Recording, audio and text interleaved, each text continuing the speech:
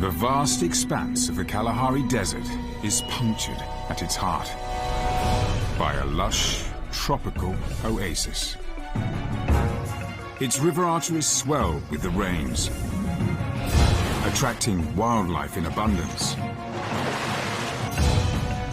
Yet by the end of the dry season, 95% of the water has vanished. This place of flood and drought is called the Okavango Delta. What causes this extreme natural phenomenon?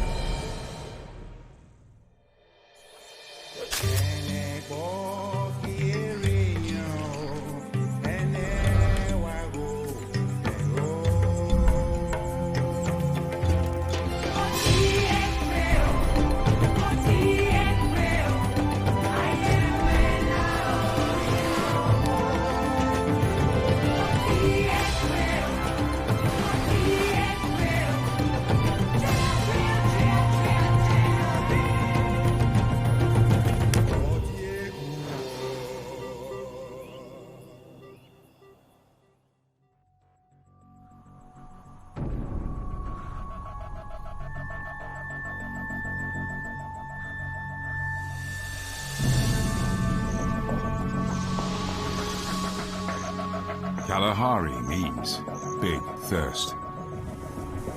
It's the second biggest desert in the world, covering over 93,000 square kilometers. It blankets most of Botswana. It's also home to the largest game reserve in the world, and to a conundrum.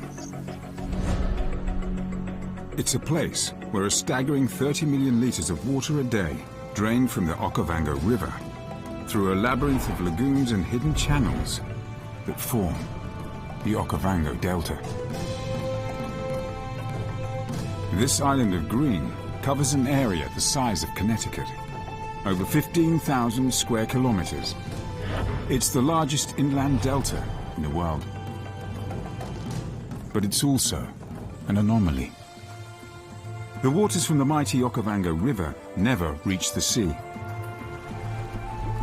Instead, they're sucked into the sands of the Kalahari Desert, or evaporate into the dry atmosphere. How is it possible for this luxurious green haven to exist right in the heart of one of the largest deserts in the world?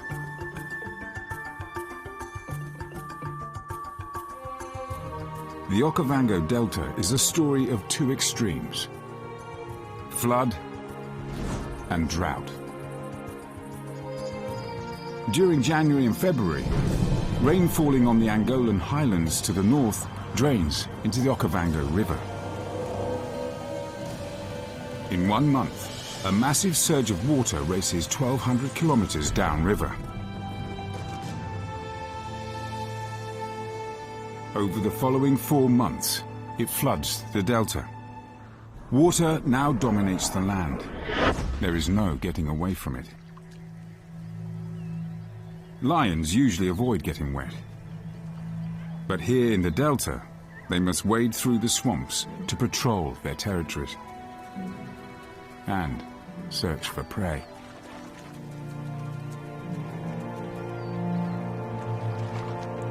So the lions of the Okavango have learned to overcome their deepest fears and teach their young to get wet from the word go.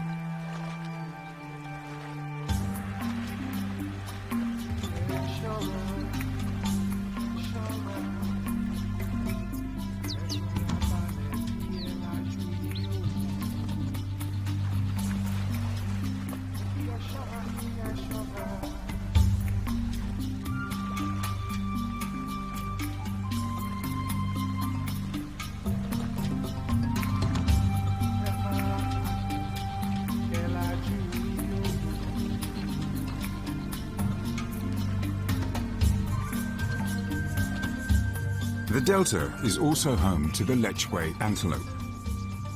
They're specialized for life in the swamps and graze in the rich water meadows.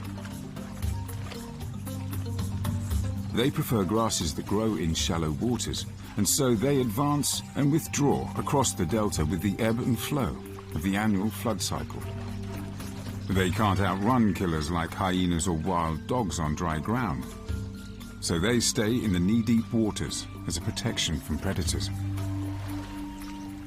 But sometimes, even the swamps aren't safe. The pride wades through the water, looking for prey.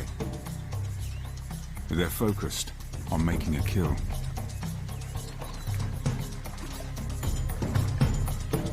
And when there's lions on the hunt, freeloaders are never far behind. A hyena has spotted the pride stalking through the swamp's long grass.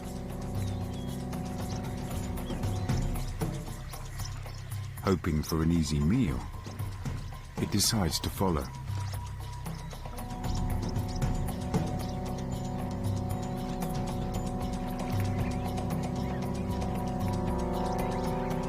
The lionesses focus on a group of lechwe.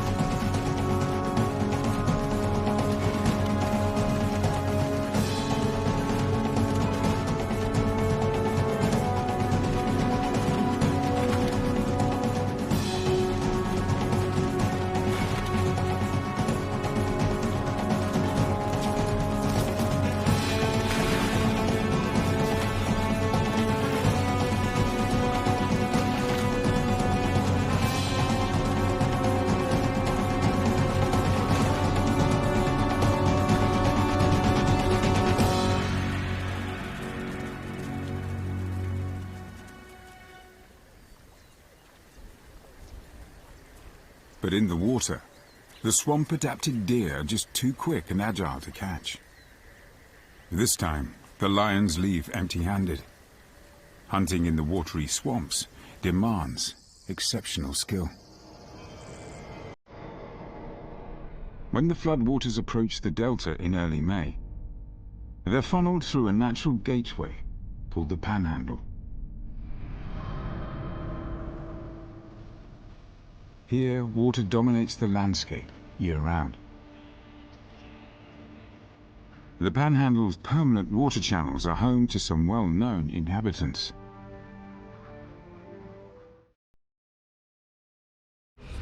King of the Waterways is a title claimed by the hippo.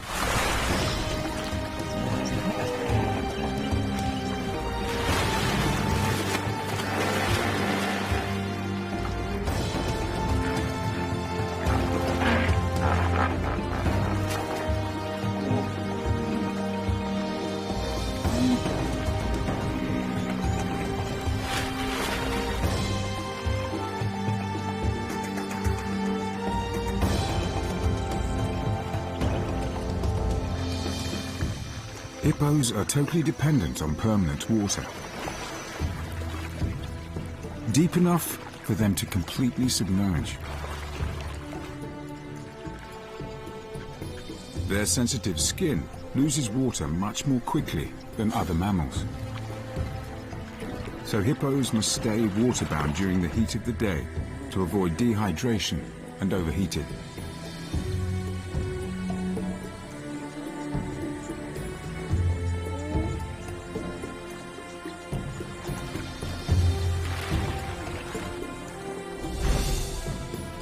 But hippos manage to travel all around the delta through a network of swampy labyrinths. By propelling their huge frames through the reeds and grasses, they create hippo highways. As they bulldoze new waterways, they allow the Panhandle's water and fish to spread from one area to the next.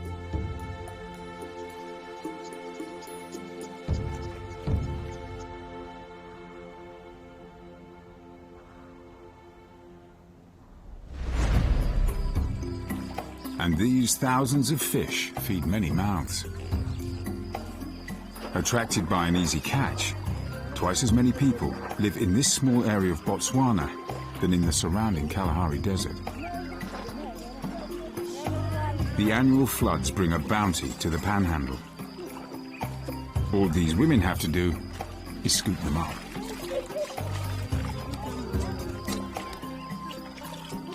Or net them in their thousands.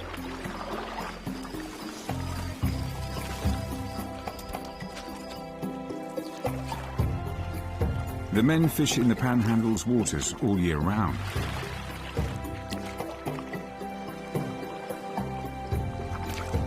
They navigate its channels in traditional Mokoro canoes.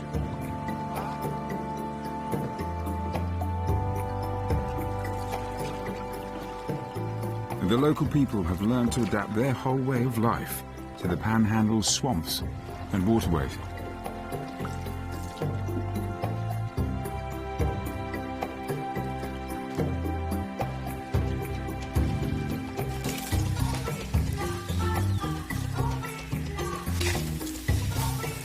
Local Hambukushu women harvest the reeds that line the banks. They're dried and then delicately woven together to construct and repair houses. Homes are built on higher ground to keep clear of the floodwaters. Flash floods could devastate villages and sweep people away in an instant. But with a healthy respect for the river's fluctuating ferocity, local people have learned to thrive here. The Okavango's waters provide everything these people need to survive.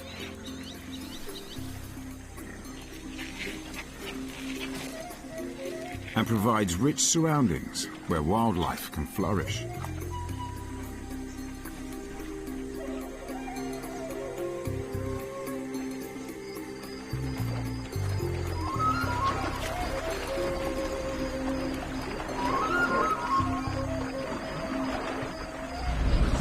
From May onwards, the floodwaters continue to push through the delta. As the floods move through the delta's arteries, it travels slowly at about 1 kilometer a day. It takes 4 months for the incoming floods to travel through the whole delta. The water struggles to penetrate the thick swamp vegetation. So the floodwater doesn't actually reach the southern part of the delta until August.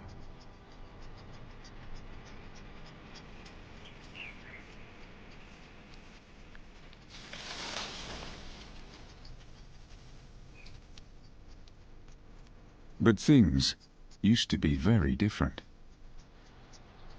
Thousands of years ago, the delta's waters extended much further than today. They even reached as far as the Mahadi salt pans, 90 kilometers southeast of today's delta.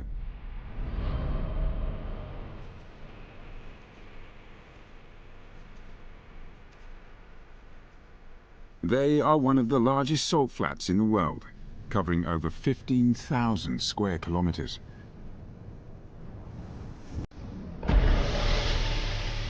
And during the dry season, almost nothing can survive here. But in extremely wet years, the delta's waters still sometimes get as far as the Perpetual River, which reaches out to the edge of the pans.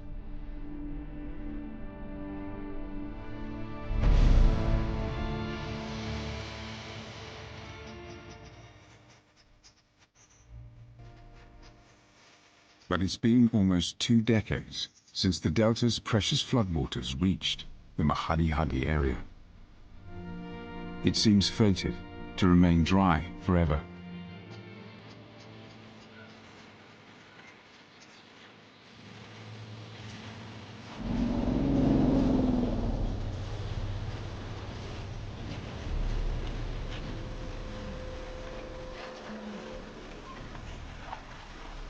This year, the rains have been especially heavy in the north. There's a change in the air.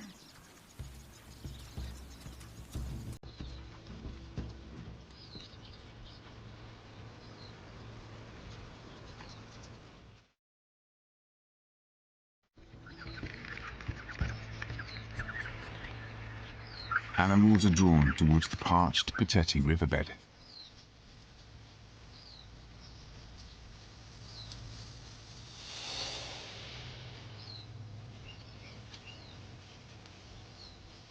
And all of a sudden, a trickle of water wets the dusty ground.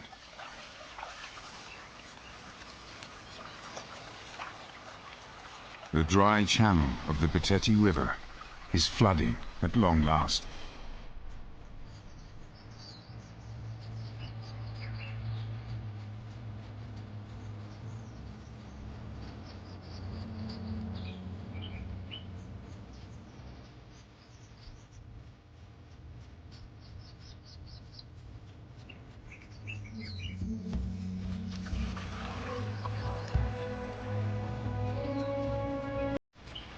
Only about 2% of the Okavango's floodwaters have made it to the far end of the delta to fill this riverbed once again.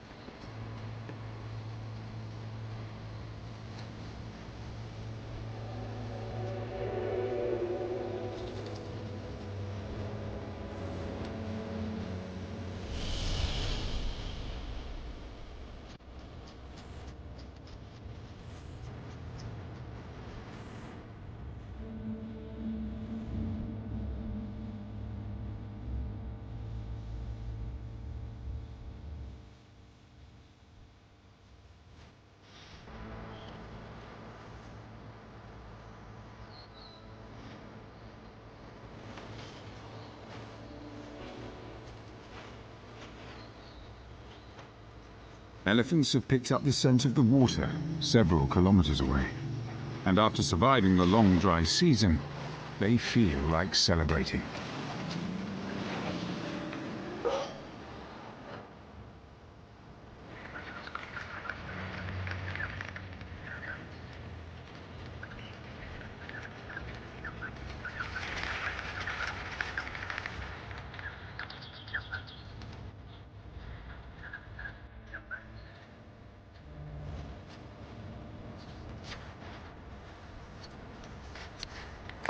Fishermen, who used to live by the Pateti River, were forced to move or face starvation. Now, they've returned. The arriving floodwaters quenched the thirst of the parched lands to the delta's south.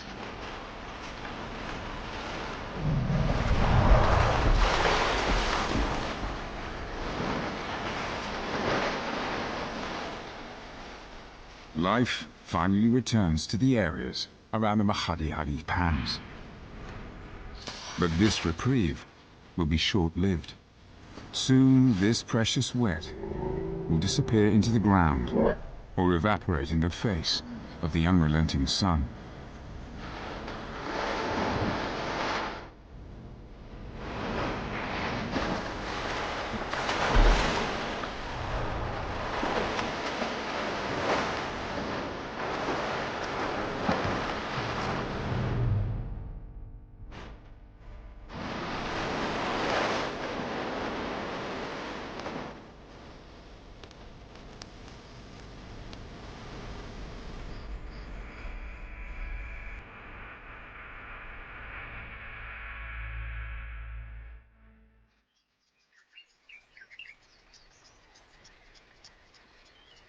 But for now, the flood continues, and in the heart of the delta, the wildlife is thriving.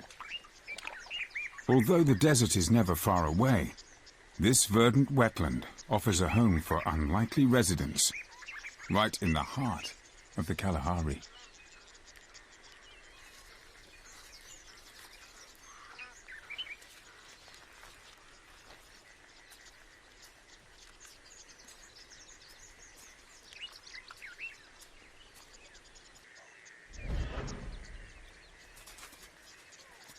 This clawless otter hunts for food in the delta's swamps.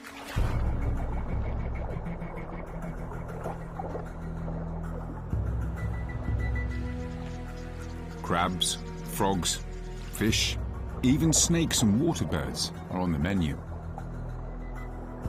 Its body is long and streamlined, propelled by strong hind feet. Its flattened tail is used as a rudder, making this otter a swift and formidable predator. Its clawless, tactile hands are ideal for probing and grasping.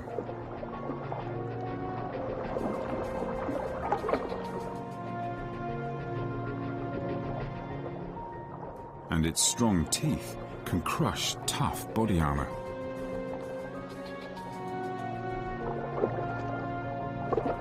Even though the waters are murky, the otter's sensitive and searching hands can easily find crabs.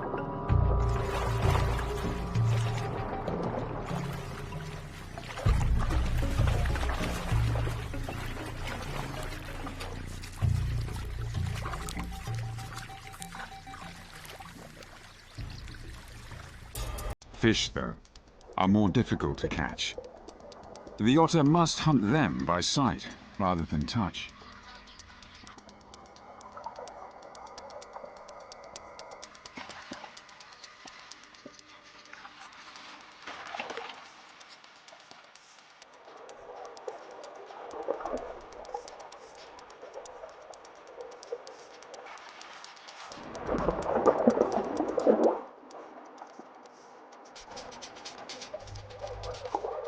This catfish's swift escape maneuvers make it a tough catch.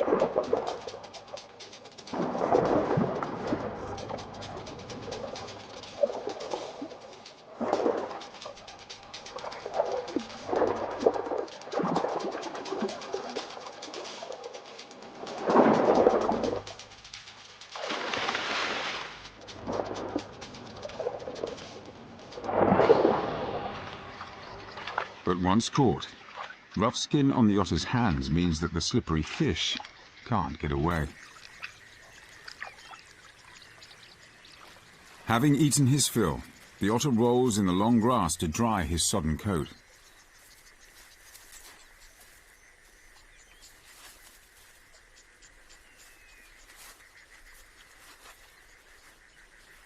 Everything about life in the delta revolves around the wet. Sheets of water cover much of the delta's plains at the height of the flood season.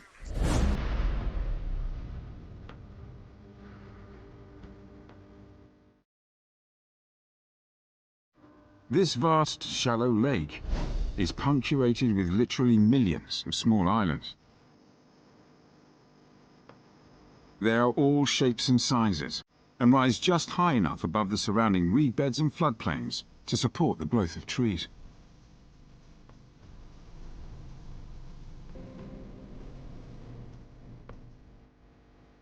And this is where many local animals seek refuge from the unrelenting waters.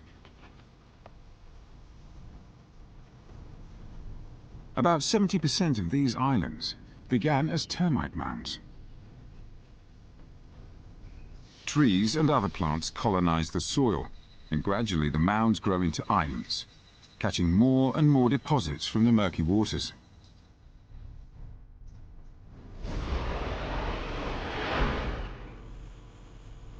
This old termite mound may well have been the foundation of this island. Now abandoned by its original inhabitants, it is a welcome shelter for a group of banded mongooses. These gregarious animals live in large family groups of up to 70 members, and an abandoned termite mound makes an ideal den for the whole tribe.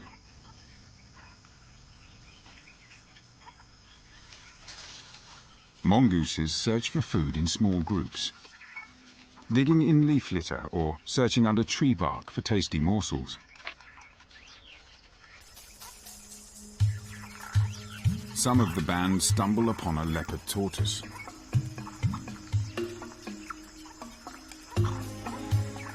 Mongooses are very inquisitive, and this tortoise is thoroughly investigated. It doesn't seem to be edible or willing to react to the mongoose's playful probing. So, eventually, they abandon their find. After suffering the indignity of being used as a marking post, the tortoise tentatively emerges from its shell and continues on its way.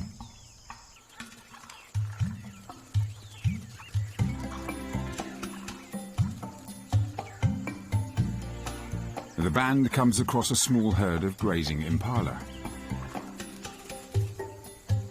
They decide to stay and forage alongside them. Mongooses often seek the company of grazing herds or even troops of baboons. More eyes on the lookout for potential predators make for more relaxed feeding. But they can never relax their guard for too long. Hungry killers lurk everywhere.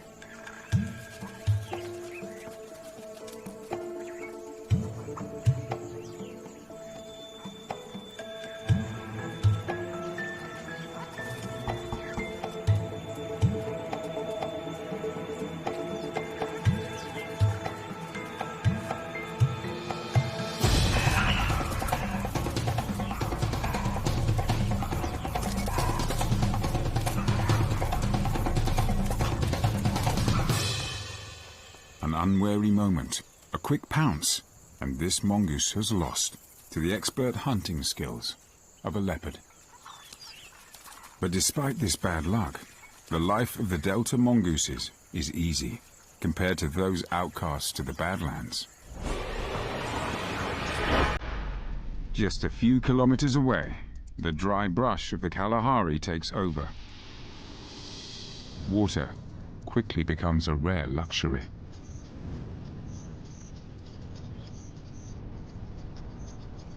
Despite the delta's seasonal ebb and flow, it's nearly always hot and dry here. Life is a constant struggle for survival against the dry heat.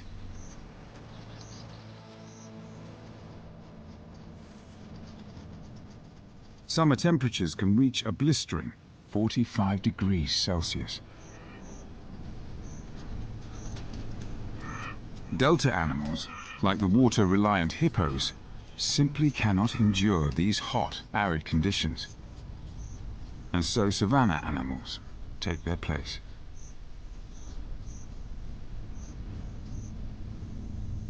But people have also found ways to survive outside the delta. These are the Bushmen.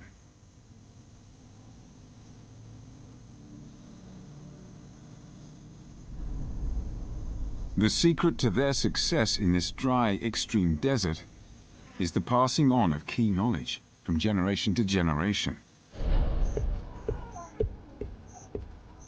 This is done using elaborate dances, rituals, and stories.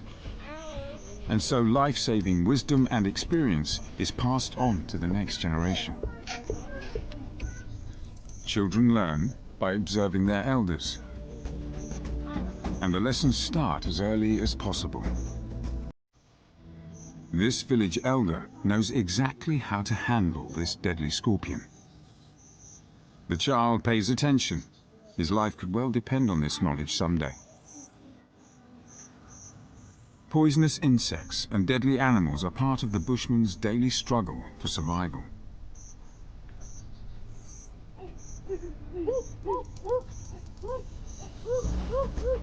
Finding food is the other crucial lesson.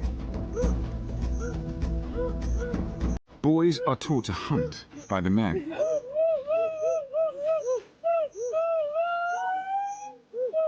Much of the skill is passed on through dramatic reenactments of hunting stories.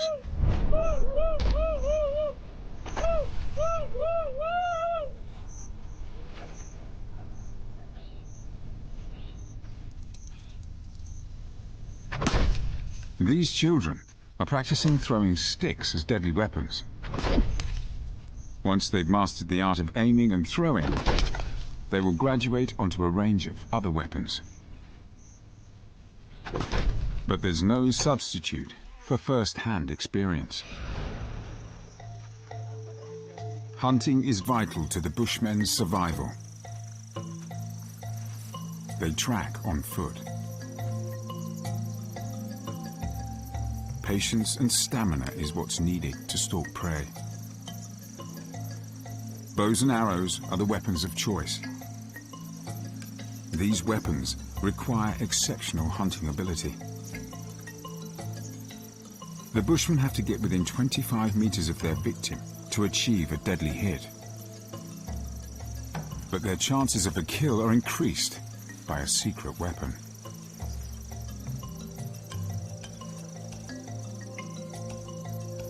Poison.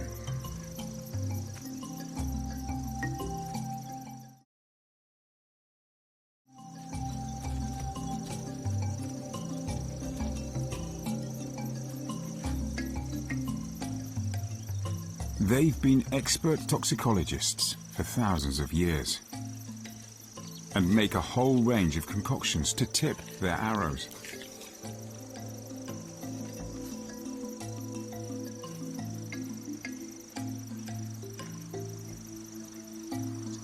Once hit, it may take hours or even days for the poison to take effect. But death is inevitable.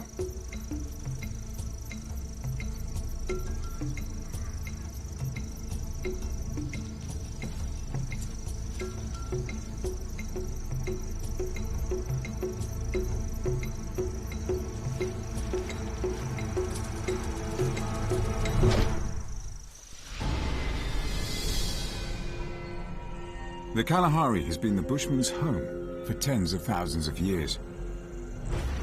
And over this time, they have refined their extraordinary abilities to get the most from this drought-ridden land.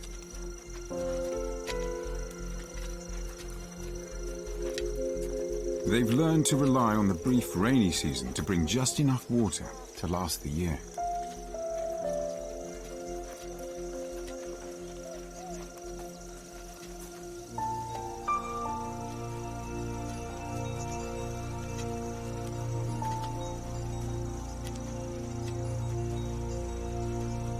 It takes knowledge, perseverance, and preparation to survive.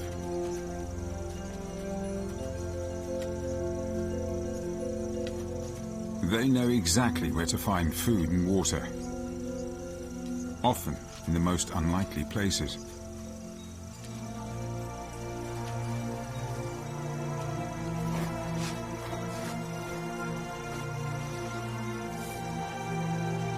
The juicy fibers of the byroot are an excellent source of water, and it can be used over several years.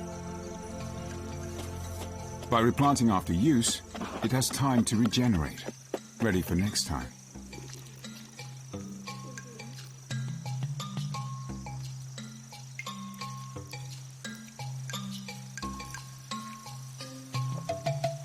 But animals also know about this underground water store. So, to avoid confrontation, the Bushmen protect known byroot water sources with prickly acacia branches to stop them being raided. Wild summer melons are also a vital part of the Bushman diet. The seeds are roasted and crushed to make meal, and the flesh is boiled to produce a drink. But when all other water sources have been exhausted, the ever-resourceful Bushmen have a last reserve. During the brief rainy season, they collect water and store it underground in the blown-out shells of ostrich eggs.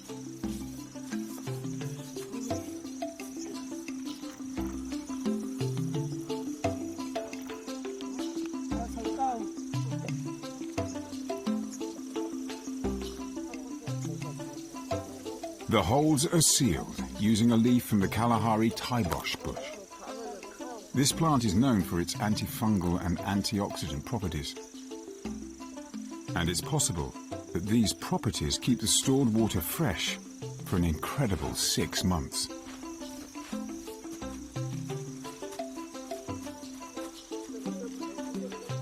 The Bushmen are completely at home in the desert and know all its secrets and natural larders.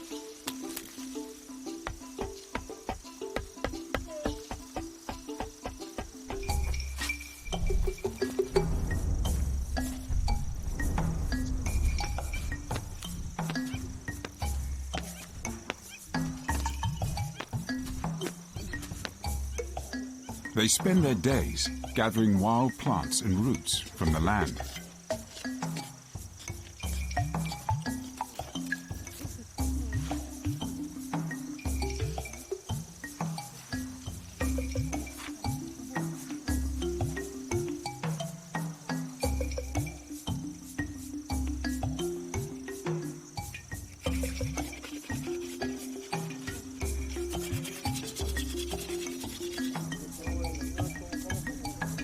Roots, beans, and truffles are roasted on the fire and shared by everyone.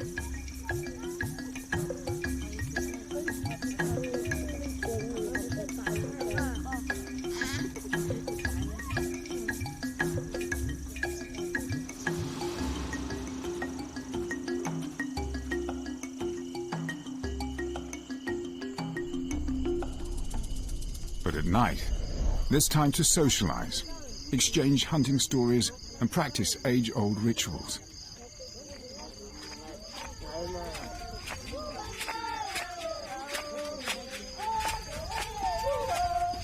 The men string dried insect cocoons filled with seeds together to make dancing rattles.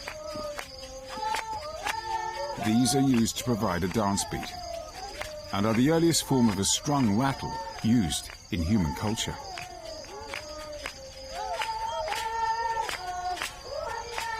It's their rich history and deep understanding of the land that has enabled the Bushmen's continued survival here, despite the challenges posed by the forbidding Kalahari Desert.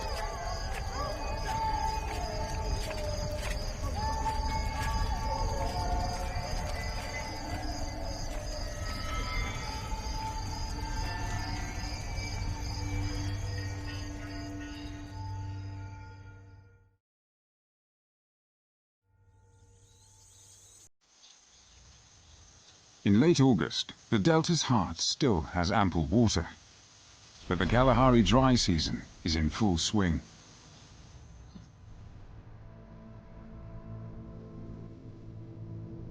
Water becomes scarce. Like the Bushmen, the animals here have had to learn to cope with this dusty landscape's severe lack of water. The life-giving rains won't arrive until at least mid-October.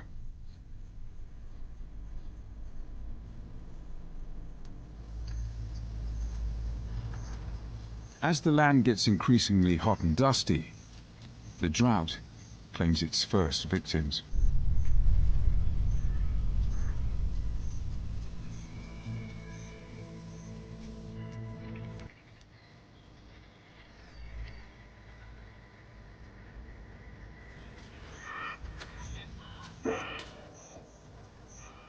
The young, weak, and elderly are most at risk. But their deaths provide a steady supply of food for the region's scavengers. This elephant's carcass has already attracted a horde of vultures and hyenas. These scavengers play a pivotal role in the perpetual cycle of life and death. They clear up carcasses as soon as they appear. Nothing goes to waste.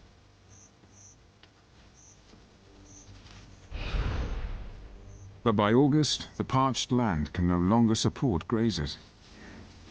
So the herds of buffalo and antelope head towards better grazing within the delta's lush boundaries. But predators are extremely territorial and are forced to remain to stand their ground. The lion prides in these marginal areas are struggling to find enough food.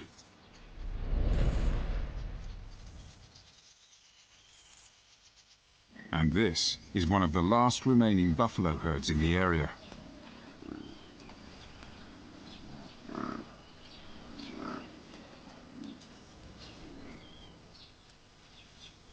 so the hunters constantly stalk them. Working together, they sneak as close to their prey as possible.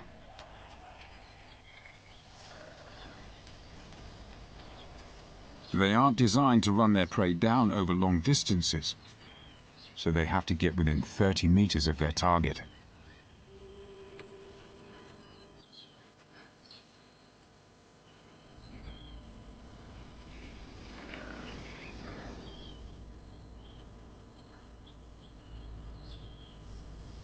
Buffalo are formidable foes.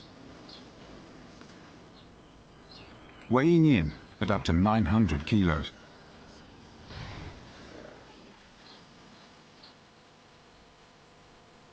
They're equipped with a huge set of horns and could make short work of these mighty cats.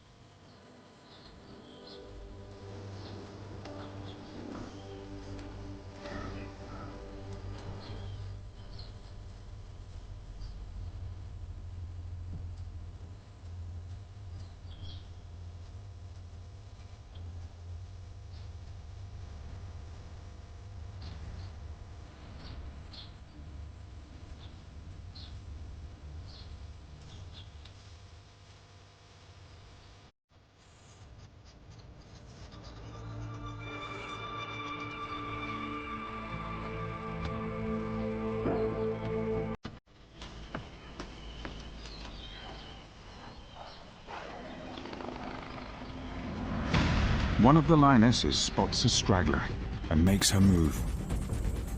The young calf is caught unawares.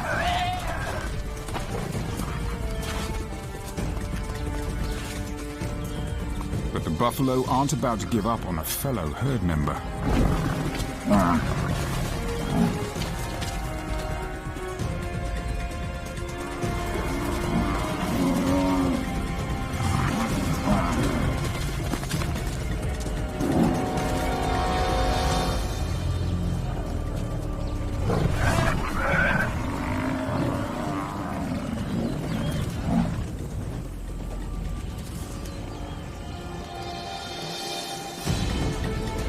Sensing a second chance, the lions attack again.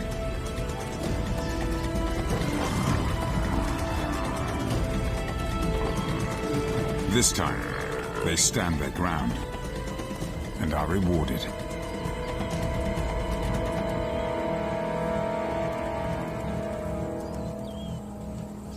But whilst prey is fast running out in the desert,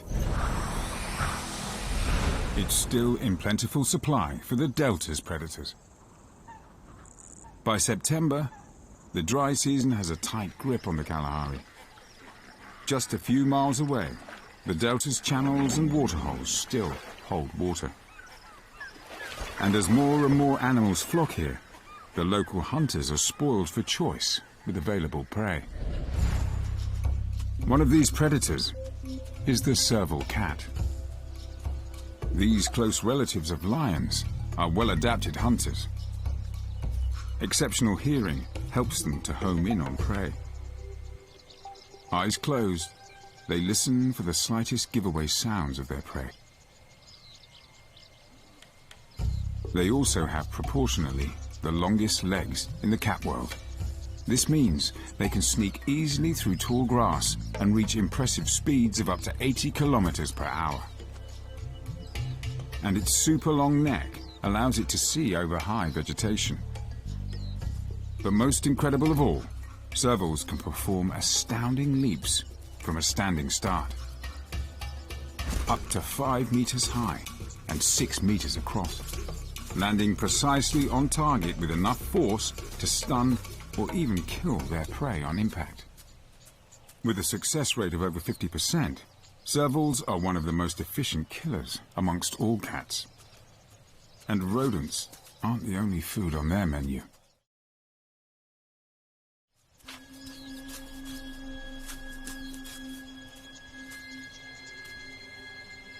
Their spectacular leaps are ideal for plucking birds straight out of the air. But a catch doesn't guarantee a meal.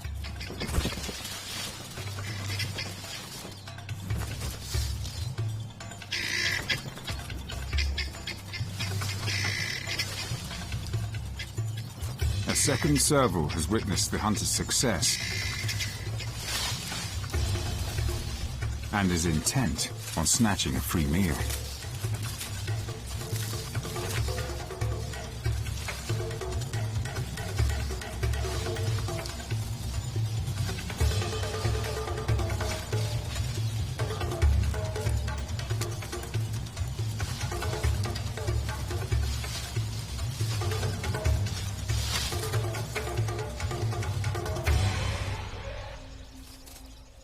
But this freeloader has bitten off more than he can chew. Eventually, he's forced to admit defeat.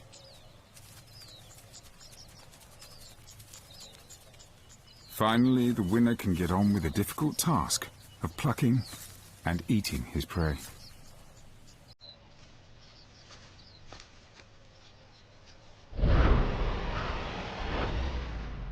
By October, it's the late dry season.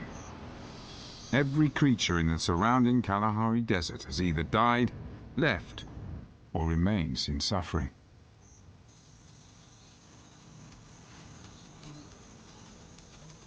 The long wait for the rains continues.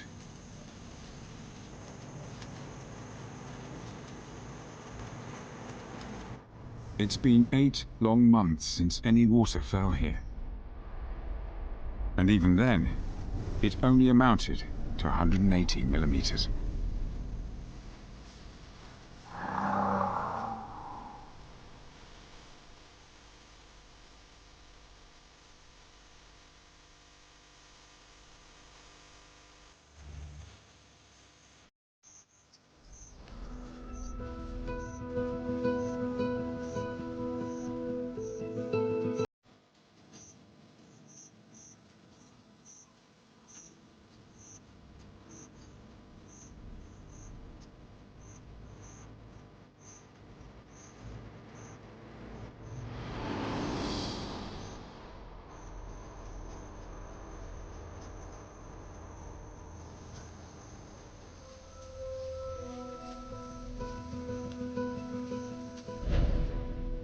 Even the delta's water supplies are running low. The lush green turns to brown, and the swamps recede. Most of the rich waters of the Okavango have now disappeared into the ground.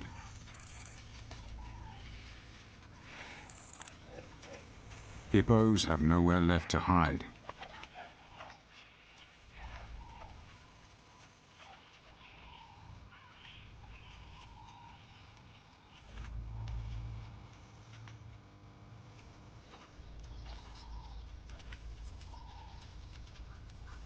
Desperate times call for desperate measures.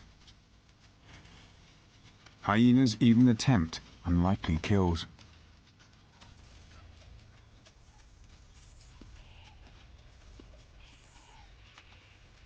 The shrinking pools become fierce battlegrounds.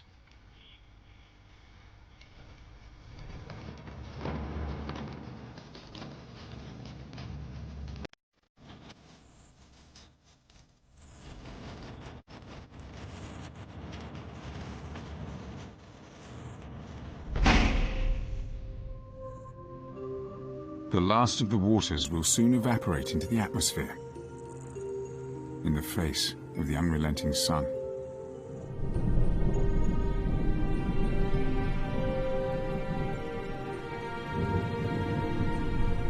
But at long last, the scent of rain fills the air as storms begin to build.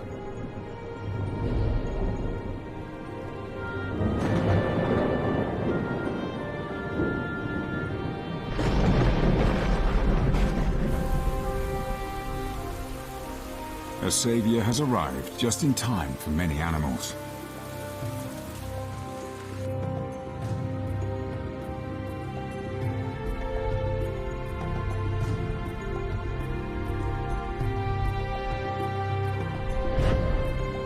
And once more, the Okavango's extraordinary cycle of wet and dry can begin again.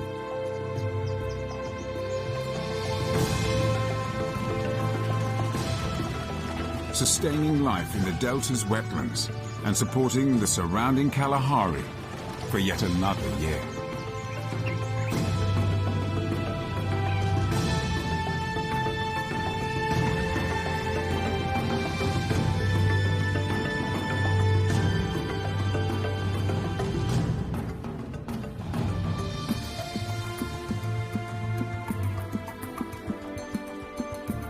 The waxing and waning of the Okavango Delta's water levels, its alternating floods and droughts, are all part of a natural equilibrium. The delta is a living heart in the Kalahari Desert. Its labyrinths and channels function like an organism's circulatory system, bringing life to all those who are drawn here.